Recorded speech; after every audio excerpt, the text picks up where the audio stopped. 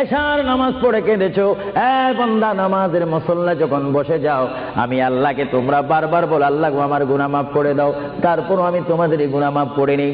তারপরও তোমরা নিশি রাত্রে মানুষ যখন ঘুমে যায়, তোমার বিবি যখন ঘুম যায়, তোমার ছেলে যখন ঘুম যায়, তুমি নিশি রাত্রে ঠান্ডা পানি দিয়ে ওযু বানিয়ে নামাজের মুসল্লায় বসে তুমি আবার যখন ডাক দাও রব্বুল আলামিন, পৃথিবীর কোনো মানুষ আমার গুনাহ সম্পর্কে জানে না, তুমি আমার গুনাহ সম্পর্কে জানো। আমি এমন গুনাহ করেছি আমার বিবি জানে না, বিবি গুনাহ করেছে আমি জানি না। আল্লাহ তুমি সব কিচ্ছু জানো, হে আমার প্রভু তুমি আমাকে মাফ করে দাও। আমার আল্লাহ বলে তারপরও যদি তোমাদেরকে আমি মাফ না করি, তারপরও বান্দা তোমরা আমার রহমতের দরজা থেকে ফিরে যাইও না। আমি তোমাদেরকে হুকুম দিচ্ছি, ওয়ালাউ আন্নাহুম ইয যালামু আনফুসাহুম জাউকা, বান্দারে যদি গুনাহ করে ফেলো আমার রহমত থেকে মুখ ফিরিয়ে তুমি চলে যাইও না। বান্দা আকাশ পরিমাণ যদি গুনাহ করো, পাতাল পরিমাণ যদি গুনাহ করো, সাগরের পানি পরিমাণ যদি গুনাহ করো, পাহাড় তুলনায় যদি তুমি গুনাহ করো, আমার দরবার থেকে তুমি নিরাশ হইও না। বান্দা আমি তোমাকে একটি রাস্তা পাঠাই দিচ্ছি, একটি পথ তোমাকে আমি দেখাই দিচ্ছি।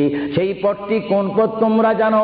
ওয়ালাউ আন্নাহুম ইয যালামু আনফুসাহুম জাউকা, বান্দারে যখন তোমরা বরবাদ হয়ে যাবে তখন তোমাদেরকে একটা পথ আমি তোমাদেরকে দেখাই দিলাম, সেই পথটির নাম হচ্ছে আমার রাসূলের মদিনা। জোরে বলেন সুবহানাল্লাহ।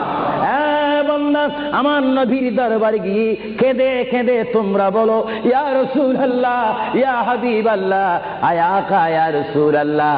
আল্লাহ কোরআনে বলেছে ওয়ালাউ আন্নাহুম ইয যালামু আনফুসাহুম জাউকা ফাস্তাগফিরুল্লাহ ওয়াস্তাগফার লাহুমুর রাসূল। আল্লাহ বলেছে হে বান্দা তোমরা ডানে না গিয়ে, বামে না গিয়ে, পিছে না গিয়ে তোমরা সরাসরি আমার নবীর কদমে চলে যাও। আমার নবীর কদমে গিয়ে আমি আল্লাহর দরবারে তোমরা তওবা করো। তওবা করতে করতে তোমাদের চোখের পানি যখন বাইর হয়ে যাবে, আর ওই মুহূর্তে যদি আমার বন্ধু যদি তোমাদের জন্য আমার দরবারে সুপারিশ করে, আমি আল্লাহ তোমাদেরকে ওয়াদা দিয়ে দিলাম, গ্যারান্টি দিয়ে দিলাম, আমার রাসূল যদি তোমাদের জন্য আমার দরবারে সুপারিশ করে, সঙ্গে সঙ্গে বান্দা তোমার অতীতের জীবনের কবিরা সগীরা গুনাহ মাফ করে দিব। জোরে বলেন সুবহানাল্লাহ, আরো জোরে বলেন। আমার আপনার গুনাহ মাফ করার জন্য রাসূলুল্লাহর দরবারে যাওয়ার দরকার আছে কিনা? চিৎকার জীবন আছে কিনা? এটা কোরআনের অপব্যাখ্যা নয়, কোরআন শরীফের আয়াত। ওয়ালাউ আন্নাহুম ইয যালামু আনফুসাহুম জাউকা, যারা তাফসীর পড়েছেন, তাফসীর জালালাইন পড়েছেন, টাইটেল পড়েছেন, বুখারী পড়েছেন,